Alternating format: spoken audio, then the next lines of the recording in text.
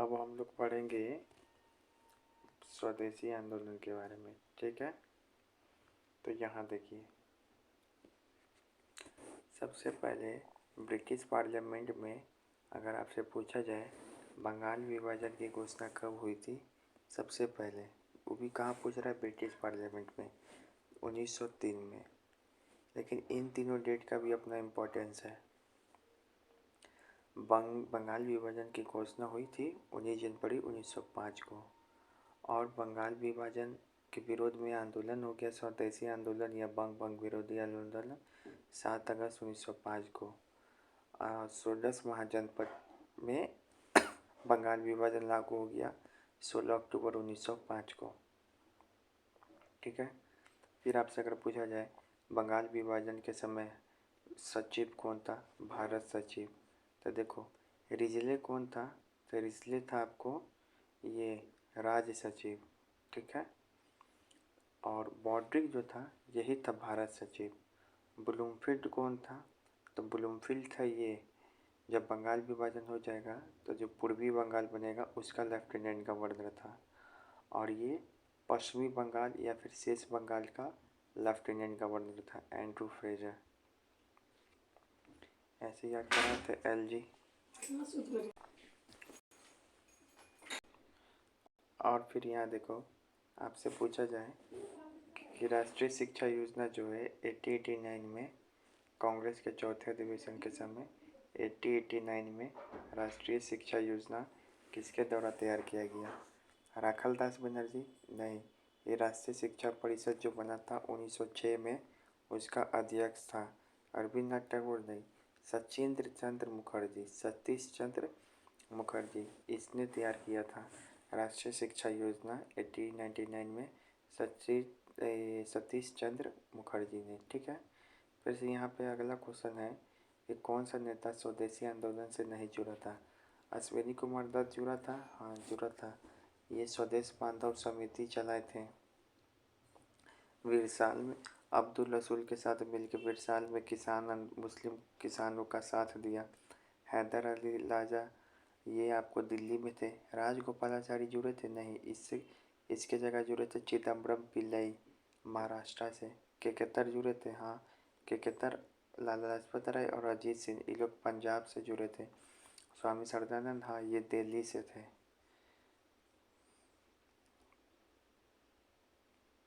फिर से यहाँ पर एक है सर्कुलर जारी किया गया था छात्रों को बंगाल आंदोलन में रोकने से, इसके खिलाफ एंटी सर्कुलर किसने जारी किया था, सचिंद्र नाथ बोस।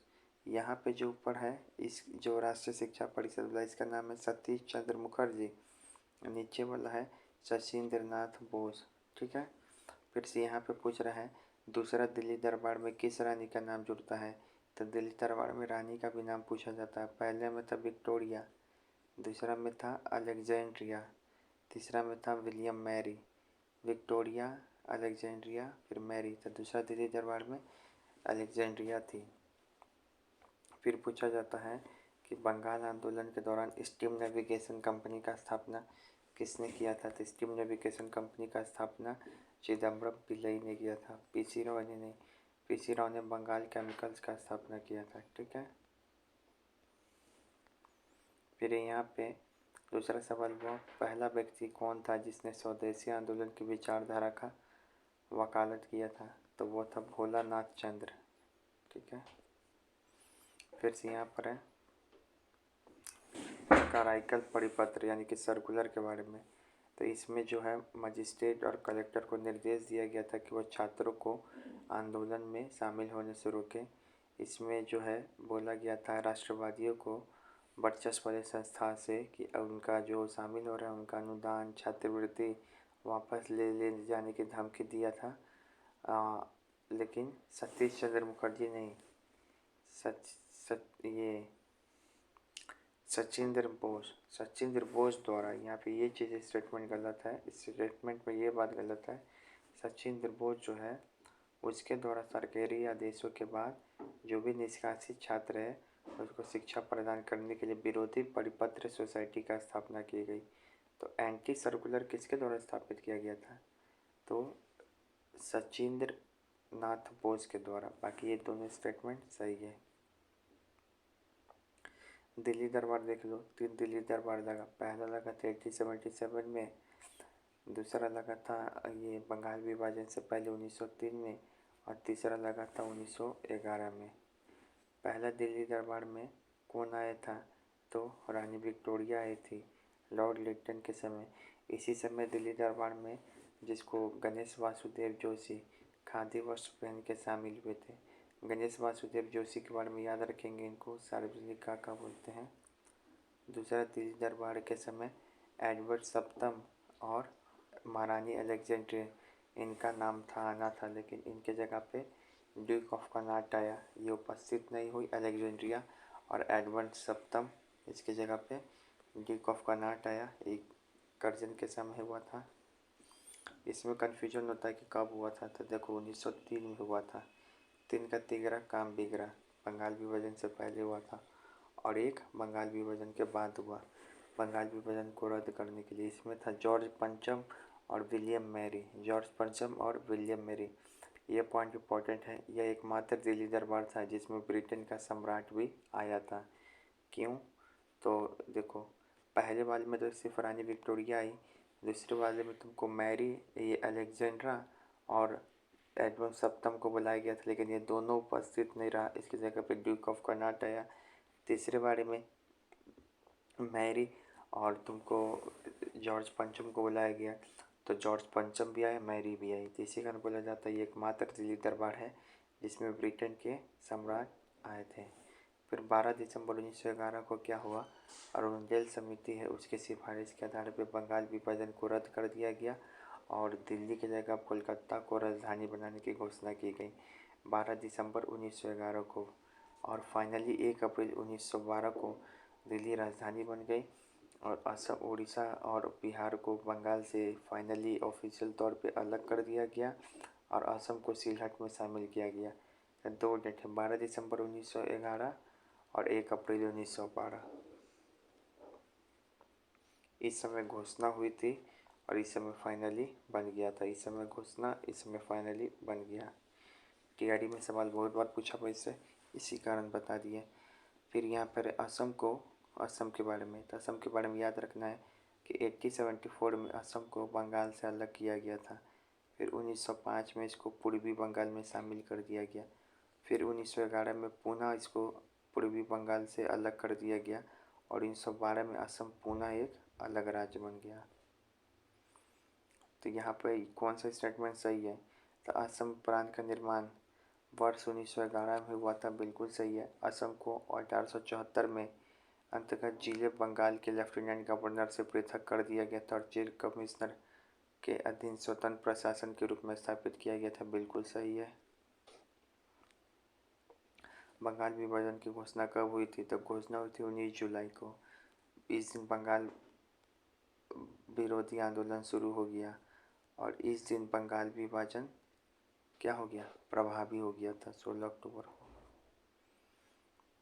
निम्नलिखित में से कौन मुस्लिम लीग के गठन से संबंधित नहीं है? तो ये मोहम्मद अली जिन्ना नहीं है। आगा खां है, नवाब समीउल्लाह है, मोहसिन उल मुल्क भी है। ये मोहसिन उल मुल्क, यही आपको पढ़ोगे SCRT में, तो इसके बारे में इसका नाम मिलता है। यही मुल्क है, ये 35 मुसलमानों को लेके आगा खां के नेतृत्व में और जाता है ढाका या मिंटो से मिलने।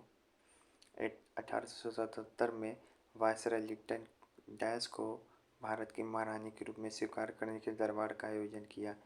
3 दिल्ली दरबार हुआ 1877, 1903 और 1911। इस समय आई थी महारानी विक्टोरिया, एक समय अलेक्जेंड्रा, इस समय विलियम मैरी। किंग जॉर्ज पंचम और क्वीन मैरी कब आए थे? ये एकमात्र ऐसे सम्राट हैं जो दिल्ली दरबार में उपस्थित हुए, और ये आए थे 1911 में। भारत की महारानी अधिनियम मूल नाम क्या है और इसे कब स्थापित किया गया? इसे स्थापित किया गया था 1876 के अधिनियम के तहत। 76 अधिनियम, 77 नहीं। टाइटल एक्ट कब है? 76। ये इसी बार BPSC में भी पूछा हुआ था, या बिहार SI में। 76 अधिनियम, 76 कितना बार उपाधि लेगा, ऐसे याद कराए थे। 76 कितना बार उपाधि लेगी, तो 76, टाइटल है 76। एक सबसे इम्पोर्टेंट बात, आप जो भी है बंगाल विभाजन या स्वदेशी आंदोलन समझना है तो ये मात्र एक वीडियो है, केवल इसको पढ़ो और या फिर सॉल्व करो, पूरा काम हो जाएगा। ठीक है, केवल यही सर का। अब बाकी जो है आप यहाँ से इसका नोट्स देख लें बंगाल विभाजन का।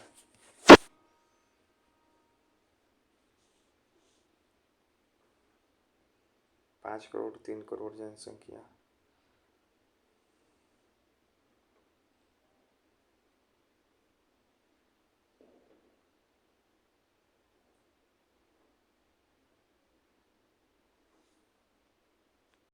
अब हम लोग पढ़ेंगे मुस्लिम लीग की स्थापना किससे कैसे हुई। तो देखो, लॉर्ड मिंटो है, और अपने निजी सचिव जो है डनलप स्मिथ, और लॉर्ड मिंटो ने अमल करना शुरू किया। वो अपने निजी सचिव डनलप स्मिथ और अलीगढ़ कॉलेज के जो प्रिंसिपल थे ऑकवलैंड के माध्यम से मुस्लिम प्रतिनिधि से मिलने की बात की। कौन? मिंटो क्या है, मिंटो मुस्लिम प्रतिनिधि से मिलने के लिए तैयार हो गया। तो किसको किसको बोल रहे? डनलप स्मिथ और उस कॉलेज का प्रिंसिपल था ऑकवलैंड, उसके माध्यम से। ठीक है ना। इसी परिप्रेक्ष्य में क्या हो गया, मोहसिन उल मुल्क, अब इसका नाम आया था, वो 35 मुसलमानों को लेके आगा खां के नेतृत्व में अक्टूबर 1906 में उनसे मिलने चला गया। और डनलप स्मिथ, अभी नाम पढ़े हम लोग, डनलप स्मिथ, ऑकलैंड और मिंटो। ठीक है ना। इस तरह आगा खान ने मुस्लिम लीग की स्थापना का नींव डाला। उसके बाद जो है ढाका का नवाब था समील उल्लाह, उसने ऑल इंडिया मुस्लिम कॉन्फ्रेंडेंसी नामक संस्था का नाम सुझाव दिया। तो समीउल्लाह क्या किया, ढाका का नवाब, वह सुझाव दिया कि इसका नाम रख दिया जाए कॉन्फिडेंसी ना रख दिया जाए इस संस्था का नाम। लेकिन इसका सम्मेलन फिर 30 दिसंबर 1906 को बुलाया गया। इसका सम्मेलन 30 दिसंबर 1906 को बुलाया गया, जहाँ पे मुस्लिम लीग का नाम मुस्लिम लीग पड़ गया कॉन्फिडेंसी की जगह।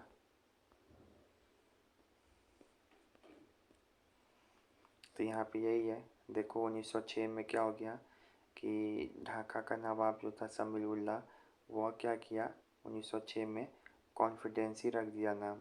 लेकिन 30 अक्टूबर 1906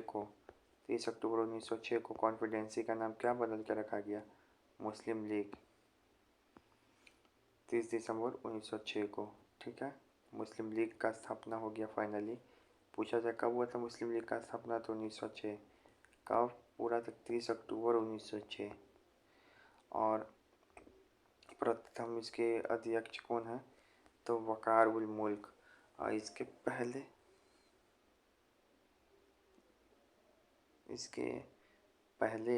अस्थायी अध्यक्ष कौन थे, आगा खां। और संस्थापक अध्यक्ष कौन थे, समील उल्लाह खां। ठीक है।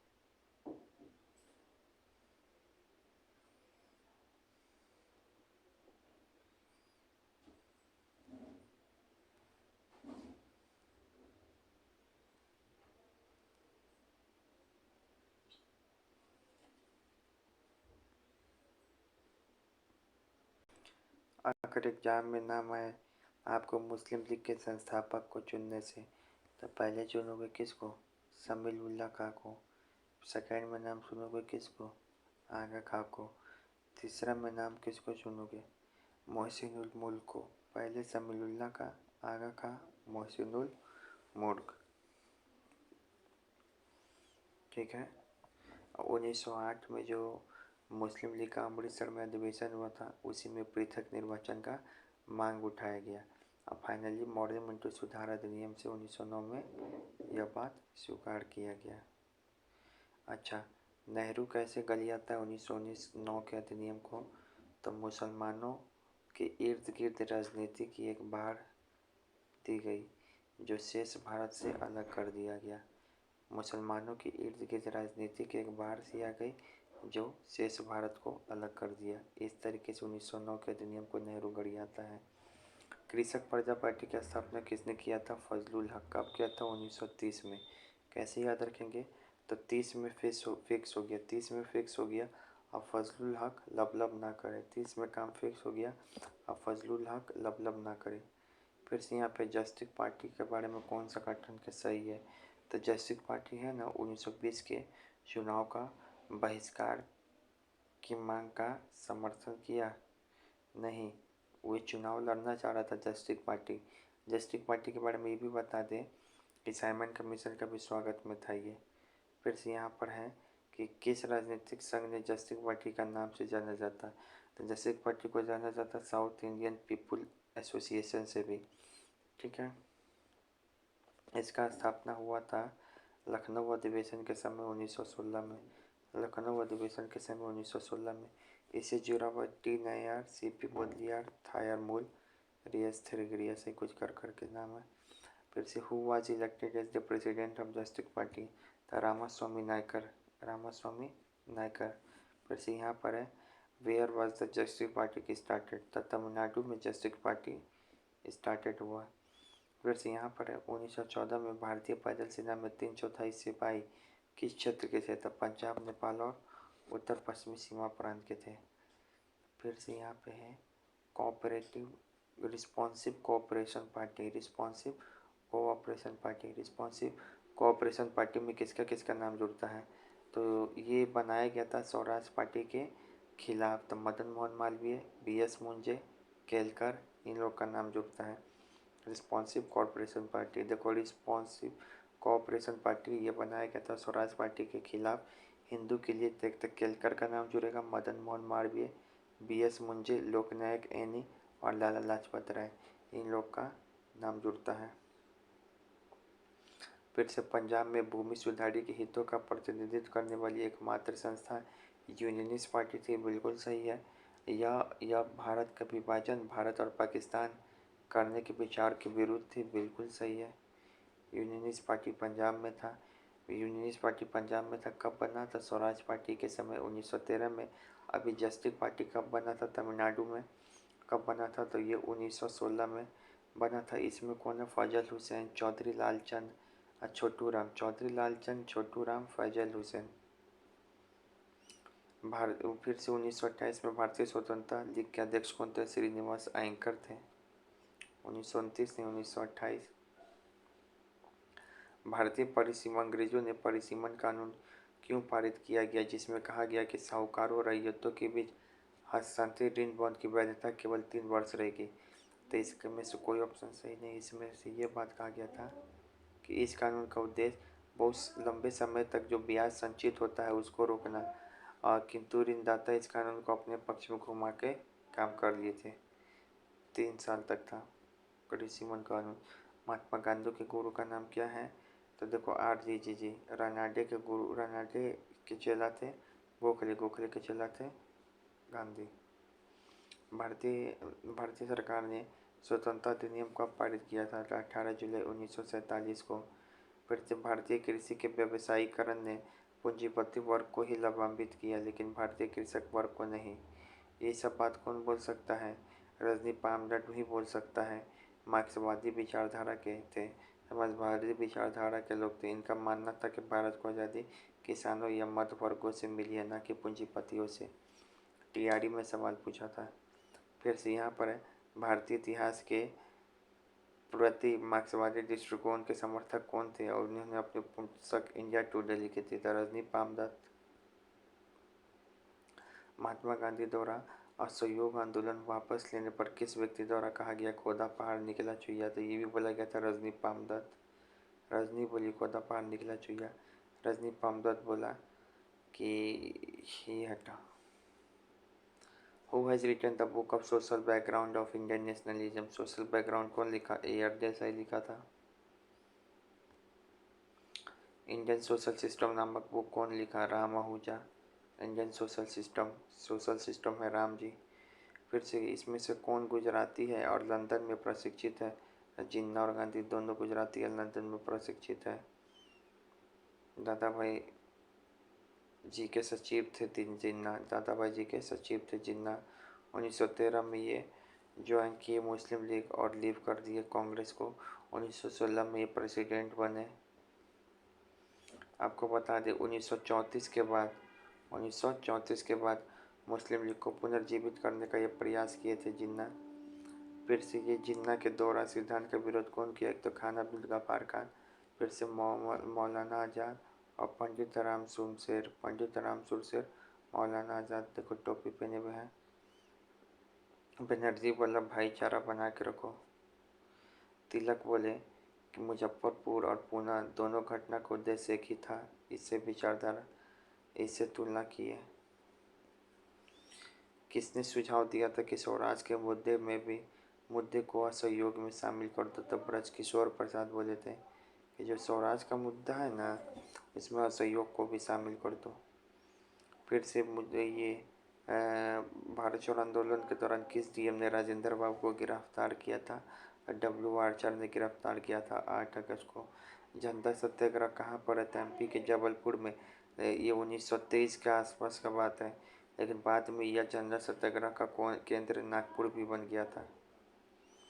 जनता सत्याग्रह ये 1923 का है।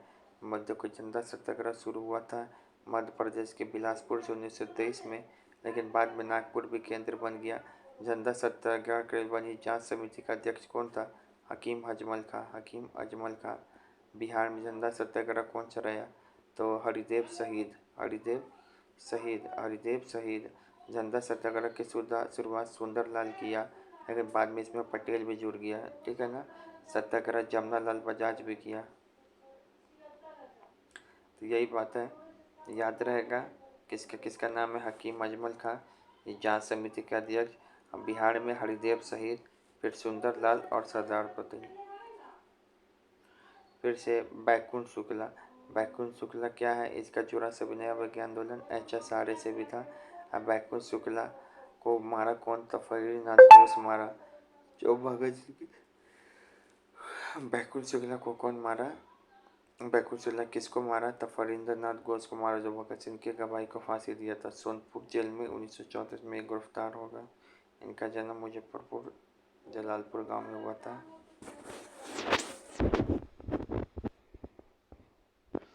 फिर राष्ट्रीयता पैदा करो ताकि सभी लोग एकजुट हुई, कौन बोला? तो गोखले बोले। कांग्रेस का स्थापना के समय बिहार का कौन था? ये 25,000 दिए थे, ये रुपया था। 25,000 रुपया दरभंगा महाराज लक्ष्मेश्वर सिंह।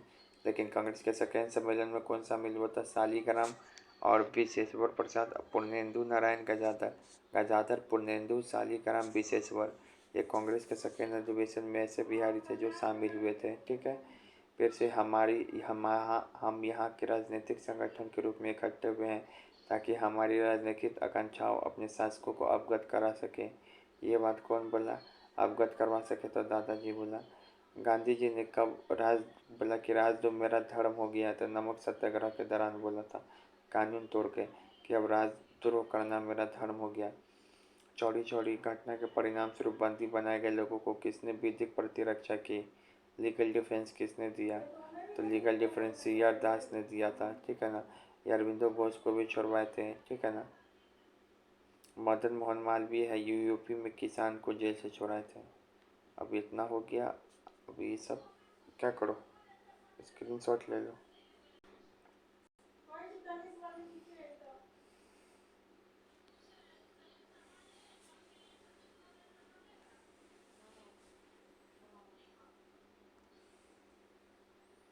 नवाब समीउल्लाह खान का खामोशी।